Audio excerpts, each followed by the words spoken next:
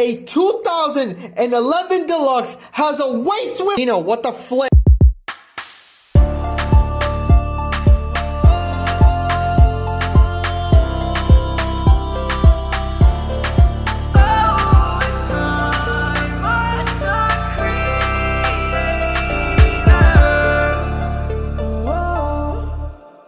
What's up guys, it's Mr. Creator here and welcome back to my channel. I got a very special video for you guys. Today we're doing a little throwback video. Today we are reviewing the Transformers Dark of the Moon 2011 MechTech Deluxe Class Autobot Bumblebee. Now before we get started, please make sure to like and subscribe and make sure to turn on post notifications so that you guys don't miss any uploads I do, and I really hope you guys do enjoy this video. So without further ado, let's get started. I did get this figure back at TFCon Orlando, so that was roughly like a while ago, but shout out to Carlos as he did give me this figure for I think roughly 20 bucks, but it was awesome. I enjoy it. Thank you so much for this figure, and I've always wanted this Bumblebee as a kid. After 13 years, how does this MechTech B hold up? Is it good? Is it bad? Without further ado, I can't wait for this. Let's review the Transformers Dark of the Moon MechTech Deluxe Class Bumblebee. Taking a closer look at this figure, you can see that the head sculpt does look very well to this day, man. I do love this head sculpt a lot. Do got some nice silver for the head there, and even then, like, he does have light piping, even though it's really hard to tell. He does have beautiful light piping. You got a lot of sculpted in detail there in the chest area, going down to the abdomen area. Looks really good. I love the coloration of black and yellow on this. Going down to the legs, yeah, that's where you can see a little bit of the caramel, but even then, it doesn't bother me as much, maybe because they didn't like paint it as much, like more gray or black here, but nonetheless it does look really good. And here you do have the wheels looking very good, and they do spin very well, and even just the chest area, it's not too big, it's not too small, it looks just right, and honestly it looks fantastic. You got some nice silver for the headlights, got some black for the grill, even got that nice Chevy logo there looking really sick. Now turning this figure to the back, it's okay, look, it's not bad. Yeah, there is a huge gaping hole right there, but it doesn't bother me as much as I thought it would. Yeah, the back does look a little bit of a mess, but I'm glad they at least tried to compress everything in. That's one thing I do like. I don't like that gap right there in the middle, but I do like how they tried to compress it a lot. Yeah, there we go to the back of the thighs. You have the regular old Camaro thing, the old Camaro headlights that are in the back of the thighs as well. You know what? I gotta give this figure its props. It holds up very well to this day. I've always wanted to own this Bumblebee, and seeing him in person, it actually, like, it looks good. Now this figure did come with one really cool accessory, so let's take a look at that now. Take a look at his first accessory here we do have is his cannon. It looks really good. You got some nice molded detail there. I enjoy this, even though, yeah, it is, you know, unpainted plastic, and I get it is what it is, but even then it has some nice detail in there, which I do quite like. But the best part about this is that it's one of those weapons like back in the day, if you guys remember, where if you pull this back, it's like a little gimmick, and it looks really cool. Now you get to see some more detail that was not shown. Really cool, really sick, and I do quite like it. Now again, I do wish it was painted a little bit of gray or a little bit of black or at least a little bit of silver, but nevertheless I love this a lot. And now to put on his gun/cannon thing, all you're gonna do is simply come to the form here. There's gonna be a hole right here, and again, it's simple peg, and all you're simply gonna do is just plug it in like so, and bam, there you have it. And he does hold it very well, I'm not gonna lie to you guys. This actually looks really freaking cool. I'm surprised that he can hold this arm cannon/gun/thing, because I'm telling you guys, it is a little bit hefty, so the fact that he can hold it even after all these years, it's fantastic. Dude, I'm actually really surprised with this figure, man. Now let's just say, oh, you don't want to hold his arm cannon. Well, it's okay, because I mean, even though I think it's a cool idea. Let's say you don't want to hold, you know, it's fine, because what you can do is you can open up the thumb a little bit, and there's gonna be like a little circle thing right there, and you're simply just gonna plug it in. It is a little bit of a tight squeeze, so give me one.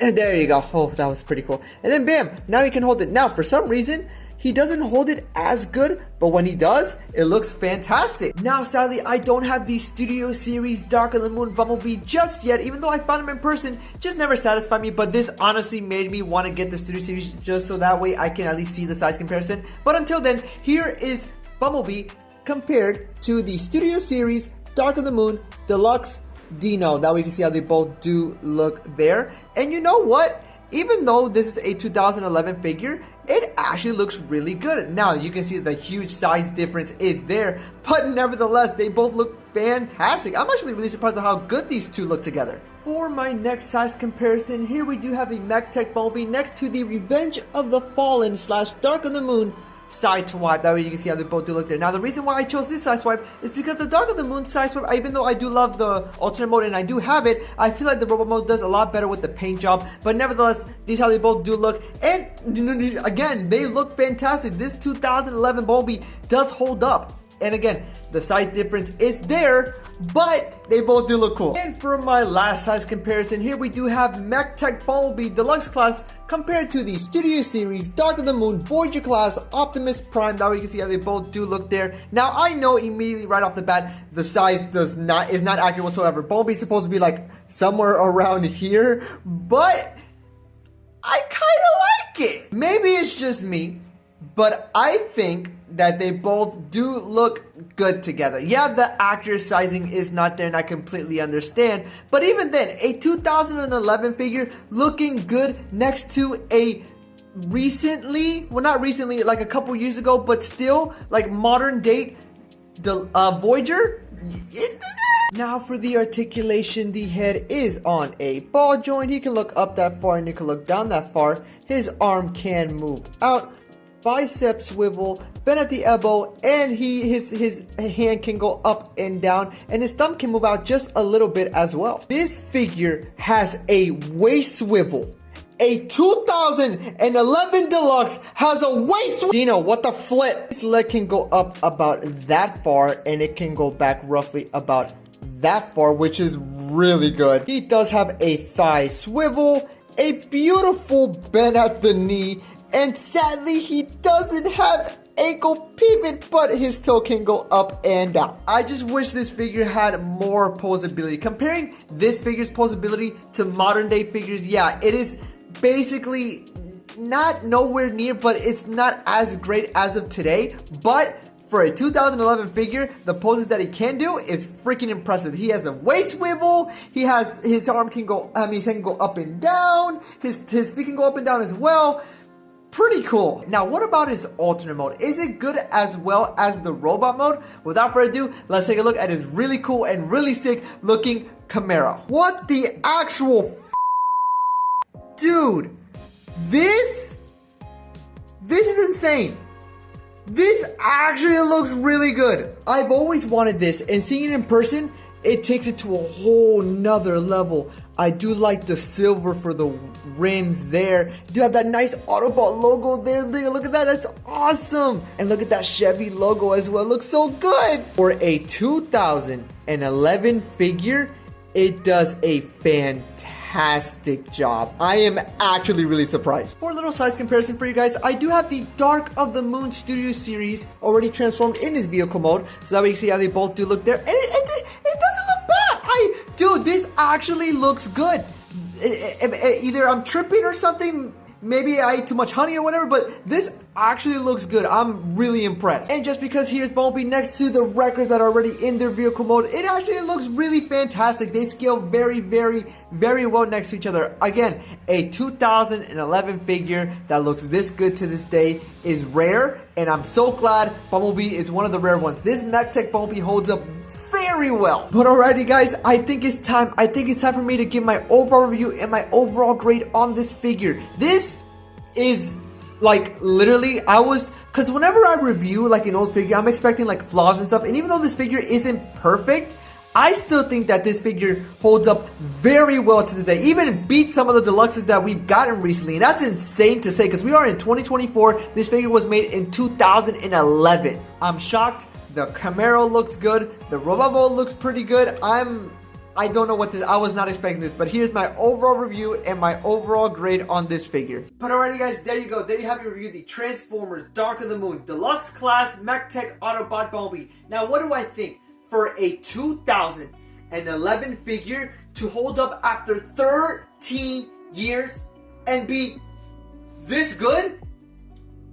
Not because he's just Bumblebee. Trust me, I love Bumblebee, and I have reviewed some Bumblebees that were iffy. This specific one is awesome. But where this figure shines the most is that car mode. It looks beautiful and almost spot on to how it did in the film. For a 13-year-old figure, it does a great job representing how Bumblebee did look in Dark of the Moon. And in my opinion, I think it's a little bit better than the Studio Series one, but I don't have that one yet. So for that, I do have to give this figure a solid 8 out of 10. Yeah, an 8 out of 10 of this figure is pretty good after 13 years.